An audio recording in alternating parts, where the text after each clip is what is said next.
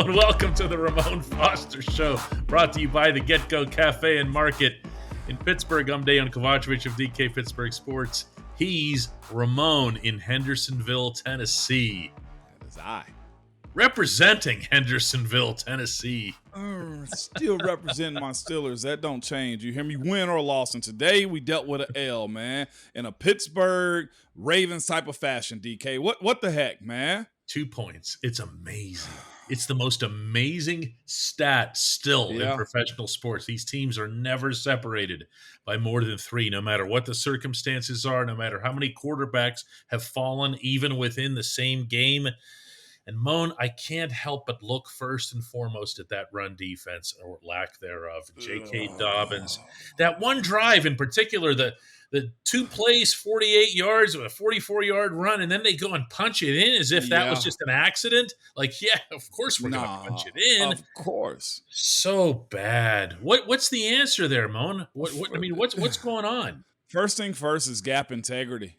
Baltimore's offensive line just said, let's roll. And that's exactly what they did, man. On the 44-yarder, man, with J.K. Dobbins, correct? I don't want to be wrong in this, so we'll get called out because we got really good subscribers. But on that one, Devin Bush, wrong gap. And it's not just him, that both defensive tackles got moved out of the way, too. That was Devin's hole to fill, and he did not right there. And for those reasons, all the running back needed, when we spoke about this with Najee sometimes, all he needed was that much, and that was 44 yards later. Everybody's on bad angles at that point. And at that point, DK, whenever you have a position where you got them on a big run, I'm going to do it again. And that's what they continue to do throughout the games. I did not expect J.K. Dobbins to have the game that he did on his first game being back, if I'm not mistaken, activated. Yeah. Like, he had a day. And honestly, you could tell he's just his first game back. It looked like he still had a little bit of a hitch in the step, but the hitch was quicker than anything we had out there so far. Well, 15 carries for 120 yards and the touchdown that sealed that drive, that punctuated it. And we just keep seeing it. It's a continuation, really, from the second half in Atlanta. Yeah. And that leads me to this 2-sentence explanation from your head coach. Uh-oh. Notice how I call him your head coach whenever it's something negative. Did you notice that? Yeah. Like, I never say your head coach in that 2-game winning streak. From your head coach, whenever he was asked about the run defense, 2 sentences. I just thought we wore down. The pile was falling forward. Oh. That's kind of what it looked like. Yep. It was, but the JK run earlier, man, that wasn't a wear down type of situation. That was a beat you up type of situation. And then as the course of the game went on, having a running quarterback. By the way, the Lamar Jackson clones they have in Baltimore. Where do you even find these guys? Where do you even find these guys? But beside that, it's like how Superman used to keep these robots up in his Fortress of Solitude. Yeah. Just educating for the non-superhero inclined. He had these robot Supermans that just in case something would happen to him or he needed to go off on a space mission, he'd have these robot Supermans who'd come and just kind of do the job for a day so no one would think Superman wasn't around. As you were, though, Mr. Foster. But you see this defense, man, being in a position to where they can't close out on the sack due to the quarterback being mobile, overrunning plays whenever you needed them not to, and not filling gaps. Like, we saw this team lose the continuation of third down. I'm looking at broken plays from Dejan Jackson. I'm thinking to myself, when did they actually sign him down the field? Okay. Yeah. And not just that time, it was other times too, where Terrell had somebody on the Baltimore sideline and there was nothing he could do, just wide open. Like, that's got to stop. That right there, DK, more than effort, more than players, okay, or lack thereof players, that in itself wears you down.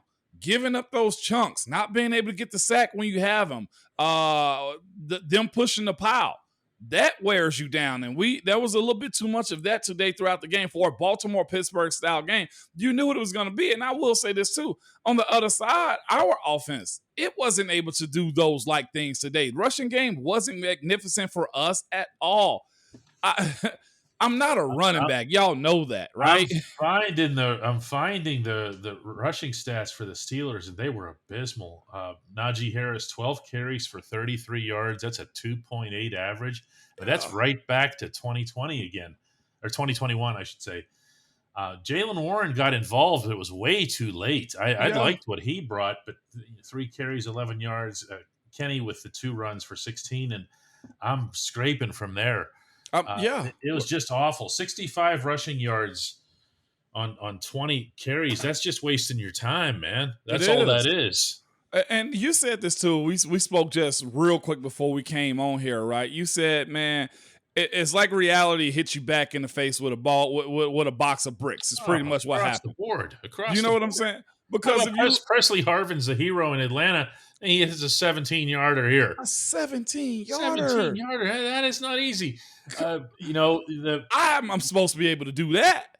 The special teams, in general, with all the field goals and everything, and then you have a block, and you let Calais Campbell do it to you. Even he's walking onto the field with a Wile E. Coyote-like sign over his head that says, "I am here to block your kick."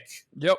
You know what Coach Tomlin used to do the Baltimore week, or anytime we played a team that Calais Campbell was on, he would pull out every single highlight of his and say, this guy does this. He should be in the Hall of Fame because he blocks extra points and field goals, because he does that. Okay, that's what Calais does. He called him legendary after the game. He said he is legendary at this. It doesn't happen. Everybody in that media room was probably looking at him like, what? You don't understand this. He's at the top of the list when it comes to blocking field goals at that position up the middle. He's the one who knocks and says, look at me. But he did it again, man. But that's a Pittsburgh versus Baltimore type of game. And it sucks because you look at that and you say, we lost by 2? And we had 3 turnovers? 3 turnovers. But the point I was getting to too before we got to come to the end of this segment is this, though, DK. You look at the last 4 weeks, okay, and you say to yourself, what have we done? Okay, of course, I mentioned the idea that we could run the table. There was that possibility. And truthfully, this was a 2-point loss with an ugly way to lose. But the teams that we won, Saints, trash. Bengals, pretty good. Colts, trash. Falcons, trash. We're beating the bad teams. It's a level of getting to competing against the good teams where we lack at it. And you look at that roster, or you look at that schedule, and it'll tell that story right there. No question about that. When we come back, more on the Steelers' 16-14 loss to their arch rivals.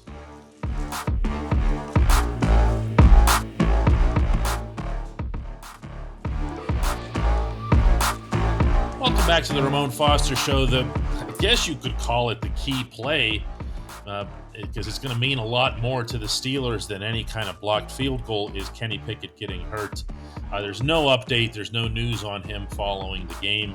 He's in concussion protocol. We'll see what that means later Monday. Moan, as you look at that play, it's funny. There's almost a natural tendency to say, well, he's rolling to his right, so it's not anybody's fault. He either could have gotten rid of the ball or something like that. What actually happened there in your estimation? This is what happened on that play. If you look at it, and I looked at it before we came on here just to get more understanding, because it's like left side of the offensive line had pressure. Those guys have been on the target mark for a very long time, and it's not necessarily that. Look at the play, the way it's set up. It's 5-man up front, of course, and you got a running back to the left. The way offensive play blocking runs is this way.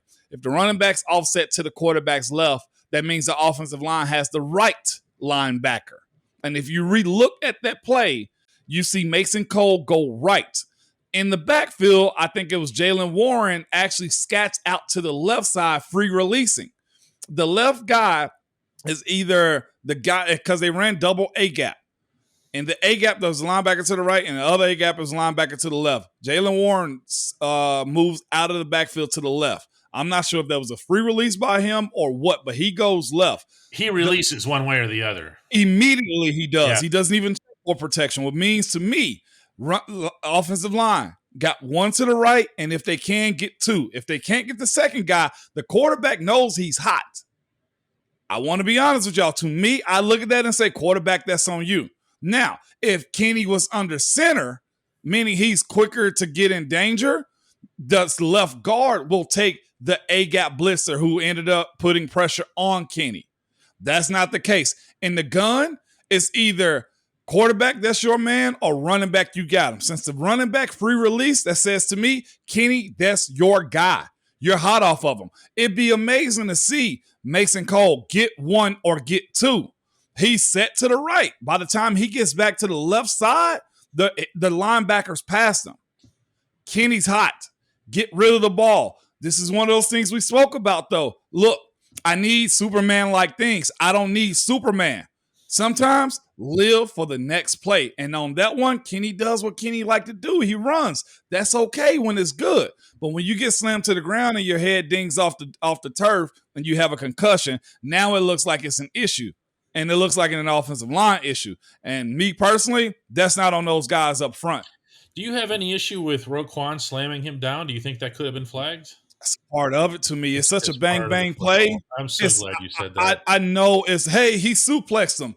That's such a bang play. And you know how many we did guys like that in this game. Go back at the film. There was a few times. Minka pretty much destroyed. I mean, he knocked their guy out of the game. Who was the running back, I think, on the sideline? Minka could have been called for excessive tackling out of bounds because they both were just running, and Minka dumped him into the dirt. It's when you look at that play, my thought, and here again, what was the first thing that crossed my mind live? I always like to go through that, even though I might have a clearer view later on with the replay. And my thought live was, well, Kenny got away from a couple of people in the backfield. Yes, he did. Okay. So by the time Roquan gets to him, I'm sorry, man, you're not getting away from me. That's what that tackle looked like to me, as opposed to I'm trying to hurt this individual. It looked to me like, hey, I'm the last line here. You're not getting past me. Boom. And if you're going to be okay with Minka taking off, Ty Huntley's head basically there. Yeah, he did. You can't complain about this. Both the runners at that point too. And they're runners. Like you said that about Kenny too. Kenny has made a commitment once he's come out of that pocket in that sequence that he is a runner. Yes, sir. You're a runner. We've been saying this for years about Lamar. You're now just a guy. Or Cam Newton. Yeah. Right? Remember him. Like guys, Tua was another one that was like that. Like, this is it. Tua, by the way, had the same exact hit. I think was it against Cincinnati where his head, he got slung and his head banged real quick and it wasn't a hard hit. Remember his body contorted? It's the slinging that does it. It's the movement. It's the whip. Yep, 100%. What did you think of the line overall, though, that play aside? That play aside, and it's not on him. Okay, I say this. The technique of it all, Munch would teach Pounce, get off the line of scrimmage. I will say, I think Mason Cole was tight to the line of scrimmage. That's how the O-line coach teaches it. That's one thing you can say, okay, well, maybe if he didn't sit at the line of scrimmage, he could have got the left one. Listen to me. It's a lot easier to saying that with my remote control in my hand. That's a tough task, okay? That's not on Dotson either. Dotson has a D lineman, and there's an outside rusher You're still on that Dan same Moore. play. I just mean in general. In general, all right. I just got to clear that up because I know. We're teaching our crowd, too, at the same time, DK. In general, I and I'm going to give grades on this group, too. I'd possibly give them a B-, C+. There was push. I hate to keep calling out Najee the way he does, but there was some times, and I'm watching it with my kid, I'm like, he should have went backside more right there. There's moments in which it's missing. Look at that game. You said to yourself, the LOS, line of scrimmage, is moving. It does. And Baltimore's got a daggone good run defense. They always do and always will. Okay? So if you're getting a yard or two, the rest of it's on you. Protection-wise, we hadn't really said a whole lot about Dan Moore as of late. I think they've been solid enough. The fact that there wasn't much rush, I think I can say there could have been more strain. I'm giving a B-, C+ on them just because I thought it was fitting. As much like those picks weren't on the offensive line. Okay, sometimes running into darkness is on the running back. I thought they were fair today, and I think that's a fair assessment of a group that's been under the gun when we look at it and what the offensive production is. Yeah, overall, the Steelers quarterbacks were sacked just twice, and this is a week after they were sacked 0 times. So this is that's been trending in the right direction. It did feel like a step backward as far as the running game goes, but I can also see, again, with only having watched the game live and in a press box from 50 yards away, it's something that's going to take a little bit of a closer look here as far as how they set themselves up for the run game. When we come back, the only segment that matters. Ramon.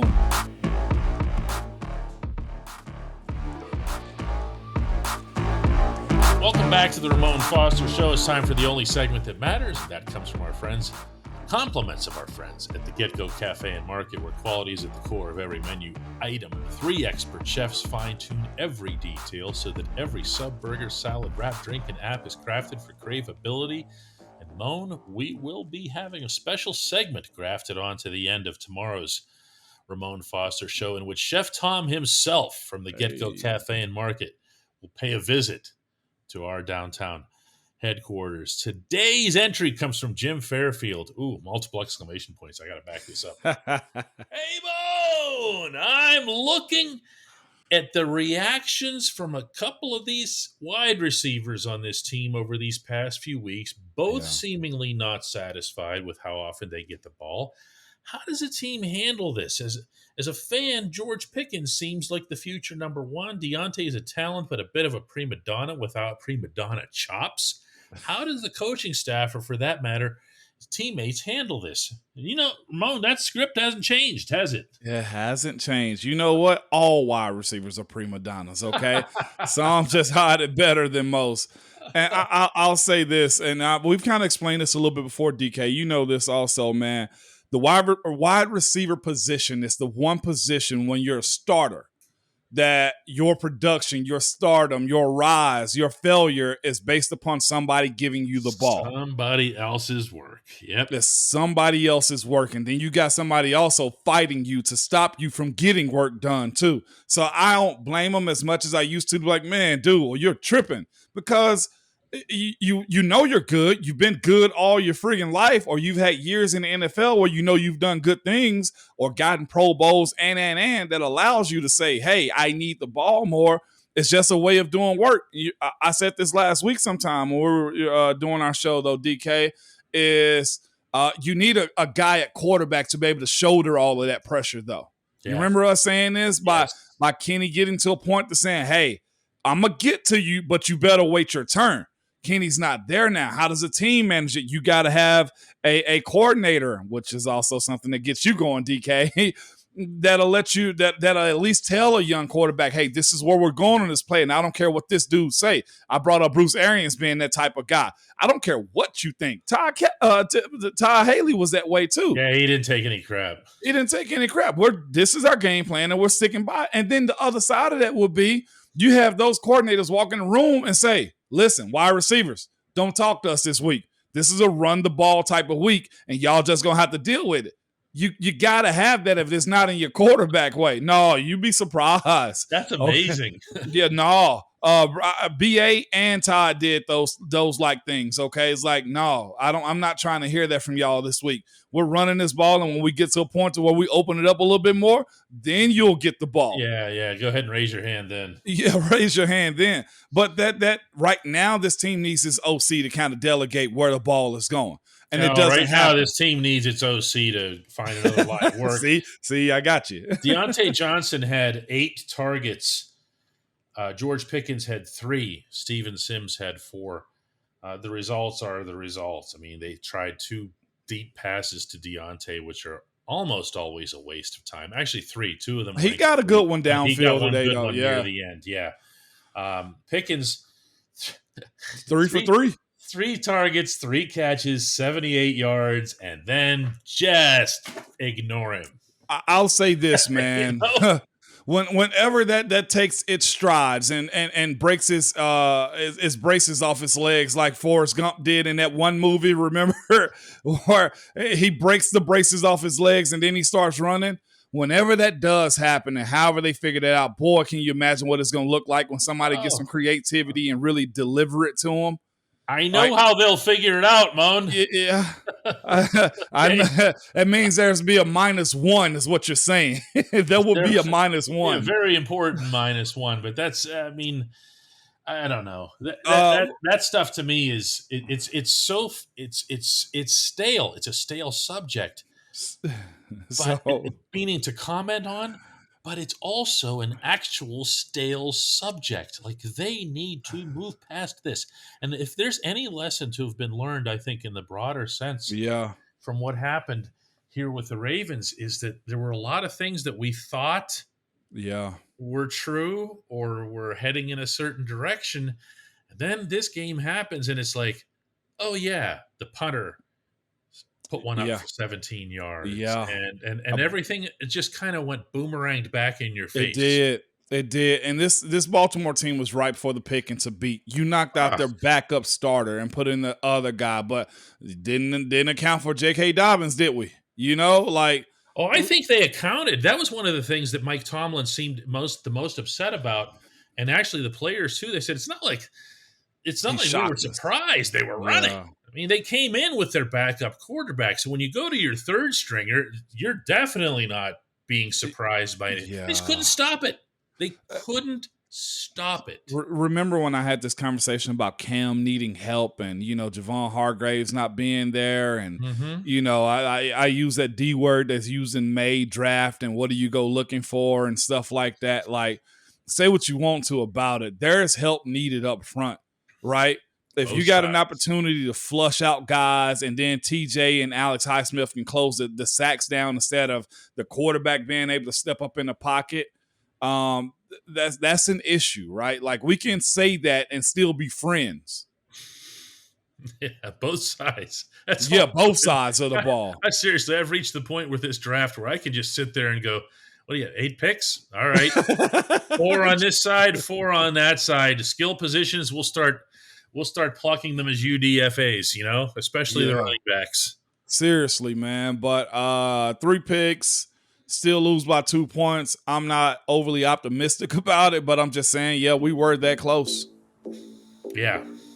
But then that's always the case, and that's why you can't do this many bad things in a game against Baltimore and expect to walk away unscathed. Moan, let's do another one tomorrow. Yeah, absolutely. I'll be here, man. Hey, still, here we go. Yeah, right.